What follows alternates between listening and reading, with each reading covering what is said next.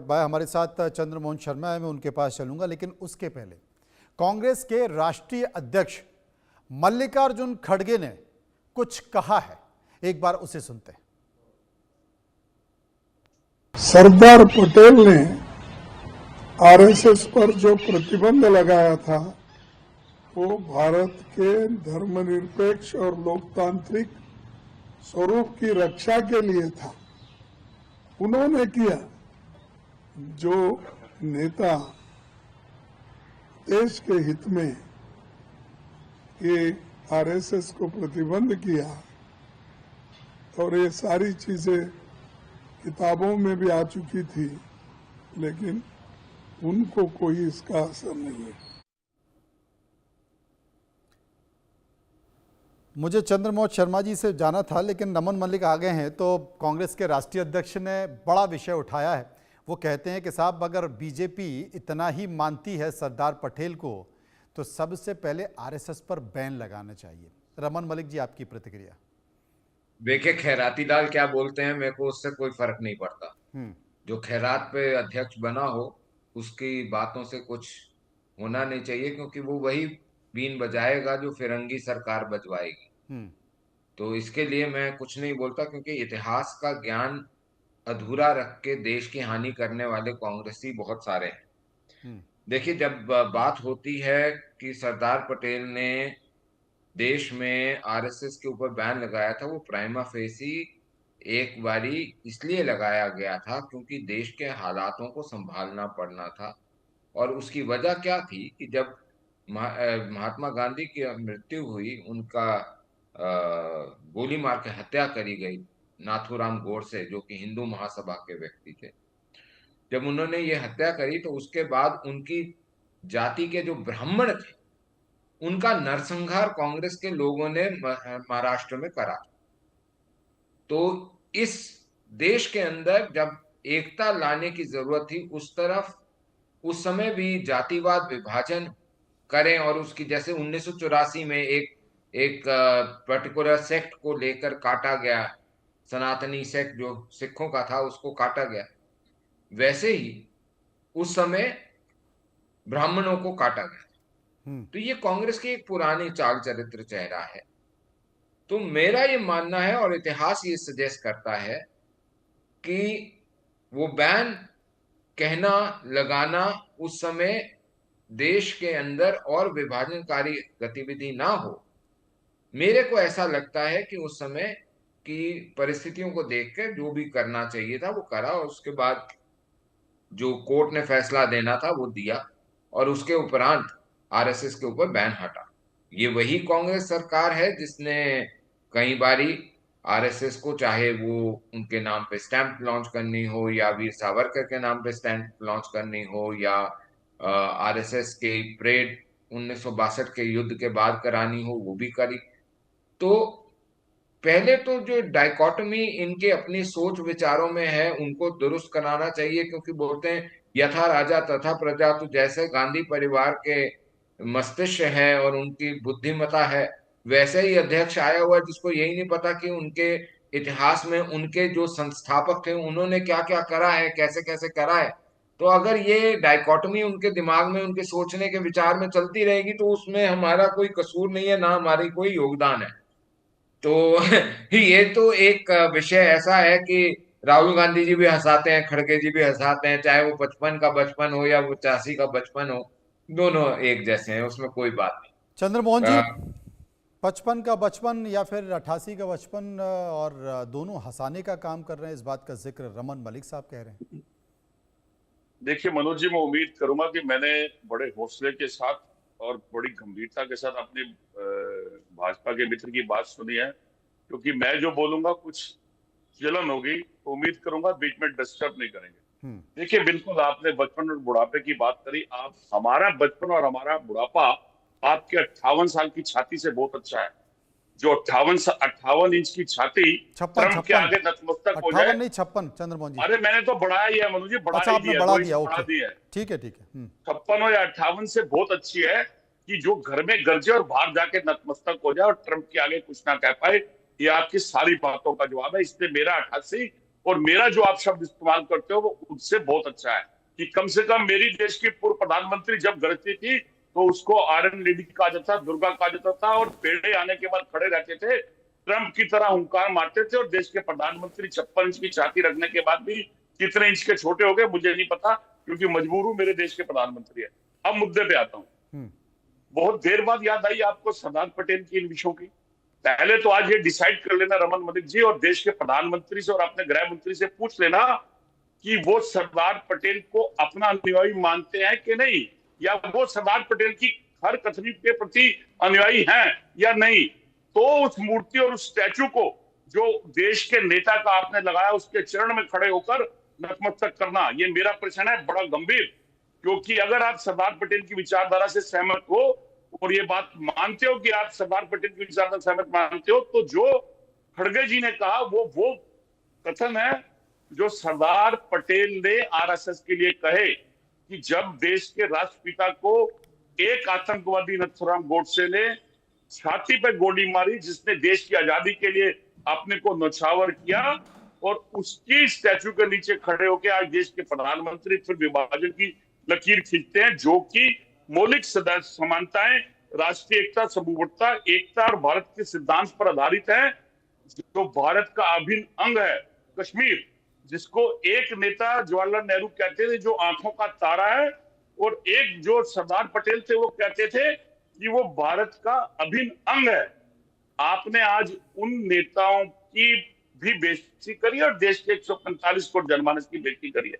अब लाची खैराती लाल वो नहीं है जिन्होंने कहा है, खैराती लाल वो है जो 240 की सीटों के ऊपर खैरात में बटे हुए नीतीश कुमार के आगे माथा टेकते हैं और नायडू के आगे माथा टेकते हैं, जो 400 के पार संविधान पे जाना तो चाहते थे, लेकिन देश की जनता ने खैरात में लाके खड़ा कर दिया और 56 इंच की छाती 5 इंच की रह गई। यही कारण है कि ट्रंप के आगे हुंकार नहीं मार पाते।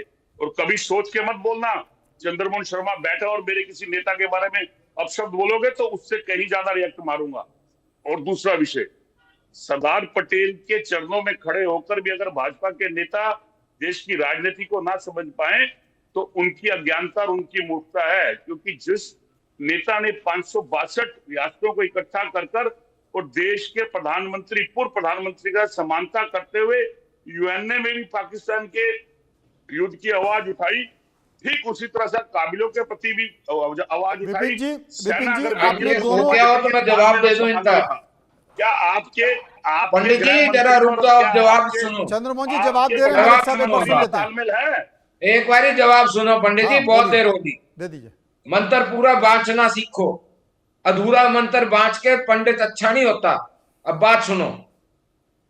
सबसे पहली बात, बिल्कुल सरदार पटेल ने 500 से ऊपर, 550 से ऊपर रियासतों को इकट्ठा करा, लेकिन जो 2 रियासतें थी, एक हैदराबाद और दूसरी जम्मू और कश्मीर, ये आपके सो कॉल पंडित नेहरू, कौल दत्तात्रेय गोत्र, उन्होंने मांगी कि हम ये इसको संभालेंगे, सबसे पहली बात। और वहां ऊपर जिल्लो 0। अब चुप करके सुनो, बीच में बोलना मत। झूठ 0 सन्नाटा, बिल्कुल 0 सन्नाटा। अब सहन नहीं होगा पंडित जी, अब सहन नहीं होगा आपसे, अब आपसे सहन नहीं होगा। अंबेडकर के खिलाफ काम करने वाले पंडित जी, आपके साथ काम नहीं होगा। अब आप सुनिए, देखिए मनोज जी कैसे तिल मिला रहे हैं, कैसे तिल मिला रहे हैं, ऐसे लगता है फ्राई पैन पे गिर गए, गरम गरम तेल में गिर गए, पंडित जी का समोसा बन रहा है। अब आप आगे सुनिए भाई साहब, आपकी बात मैंने बड़ी तसल्ली से सुनी, अब आप सुनो क्या दिक्कत है। अब दूसरी बात आपको बताता हूं, जब बात आती है देश को यूनाइट करने की, तो डिवाइड करने का श्रेय नेहरू जी पे जाता है, क्योंकि वो छुप के एक दिल्ली अकॉर्ड करते हैं फारूक अब्दुल्ला के पिता, फारूक अब्दुल्ला के दादा के साथ, शेख अब्दुल्ला के साथ, जिसका कोई वर्णन, कोई लिखित वर्णन नहीं है, और वो एक पासिंग कमेंट असेंबली पार्लियामेंट में रखा जाता है। ये पार्लियामेंट की रिकॉर्डिंग है, आपने शायद पढ़ी नहीं होगी, जाके पढ़िएगा दिल्ली अकॉर्ड के बारे में, आपको पता लगेगा that this is one accord which has got no written document. उसके ऊपर बताता हूं साहब आपको, जब नेहरू जी के पास वोट ही नहीं थे और उन्होंने प्रधानमंत्री बनने के लिए जिन तर्कहीन जवाबों का गांधी जी जवाब के ना सर हो, पे कुछ चढ़ भी के बोल दिया तांडव जाए, करा वो तो तर्कहीन जवाब है। सरदार तर्कहीन पटेल जवाबों पीछे का हट गए। रमन जी कोई ये औचित्य नहीं खैराती है। लाल नंबर जिस 1 विषय थे, को आप कह रहे हो, वो पंडित नेहरू और पार्लियामेंट में खैराती डिस्कशन हो लाल चुके नंबर हैं। 1। अब उस आप विषय सुना ना के यार, ऊपर आप आपको जैसे क्या हो गया? नेता जो झूठ अब आग बोलते लग रही है। और झूठ मनोज जी देखो, झूठी ये फिर राजनीति करते हो, पंडित जी फिर जो समोसा दोनों बन रहे हैं। नेताओं की कश्मीर की पंडित स्थिति जी पर फिर भारत समोसा का बन रहे अभिनय हैं। होने की चंद्रमोहन नीति शर्मा आप फिर समोसा उन्होंने बन रहे हो। मिलने के विनय के आधार के कढ़ाई ऊपर में पड़ गए, सिस्टम डेवलप करा था। उबलती हुई कढ़ाई आपका में गिर जो गए झूठ चंद्रमोहन शर्मा। आपने आपको क्या अभी झूठ क्या अब बोला तिल नथुराम मिलाओगे। गोडसे के लिए? अब तसल्ली से और आपने सुनाता हूं मैं नथुराम आपको। गोडसे को जो जब देश बात का आती सबसे है पहला पंडित नेहरू आतंकवादी है, की, तो ये वही राष्ट्रपिता पंडित महात्मा नेहरू है, गांधी जो बोलते हैं जैसे गुजरात मेरा के सर नेता गंजा थे, है वैसे उनको गोली मारने लद्दाख में वाले एक नेता घास का को टुकड़ा नहीं उगता। आपका तो एक 62 में शब्द चला गया तो नहीं चला किया। गया, क्या हो आप जाता आज है। भी नथुराम गोडसे ये को वही बोलते हैं। पंडित नेहरू हैं नथुराम गोडसे जिन्होंने जब नथुराम गोडसे को कॉन्स्टिट्यूएंट अगर असेंबली आपने के तय अंदर, करें, जब नथुराम कॉन्स्टिट्यूएंट गोडसे असेंबली ने के अंदर राष्ट्रपिता महात्मा गांधी अंबेडकर को जी ने मारा बोला कि नहीं, उसके कि ऊपर जी 10 साल के सरदार अंदर पटेल का पैरिटी क्या आनी चाहिए, तथ्य था? बराबरी आनी चाहिए। रमन जी मुझे तो एक बात आपके बताइए, पंडित घुमाइए मत, नेहरू जलेबी ने, मत बनाइए। उनकी बेटी ने, मुझे ये उनकी बताइए, बेटी के बेटे ने, महात्मा गांधी उनकी की बेटी हत्या के होने पर की नथुराम बहू ने गोडसे के और प्रति फिर उनके सरदार पोते ने पटेल का ये क्या वक्तव्य पैरिटी था? आने नहीं दी दलितों की, ना एससी ना एसटी ना महात्मा गांधी दलितों की की पैरिटी हत्या आने के दी। बाद और नेहरू आप जी का लोगों का तो कमाल है साहब, आज रोते हो एससी एसटी के लिए, रमन जी, उस टाइम कत्ल आप करो ये पंडितों बताइए, का। महात्मा गांधी आज की रोते हो हत्या जब पंजाब के हुई, लिए, आज ही आपके ये नथुराम गोडसे अपना के प्रति सरदार पवन पटेल खेड़ा का चिल्ला कथन रहे क्या थे, था?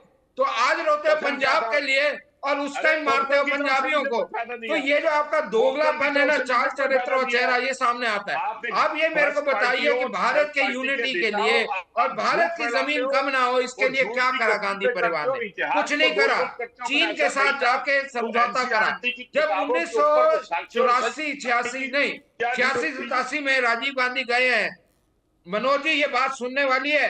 86 87 88 के आसपास जब राजीव गांधी गए चाइना, उस समय जब भारत की ऐसे आर्मी ही ने एक अपने चीज को मेन बैटल बेमतलब टैंक्स लद्दाख पहुंचा रहे थे, बाय रोड पहुंचाए गए। और फिर राजीव गांधी जी का फोन आया कि चाइनीज इंटेलिजेंस ने ये बोला कि वहां पे टैंक आपने पहुंचाए हैं, हमारी मिलकर बनी टॉक्स थे अच्छी उस नहीं समय। होंगी।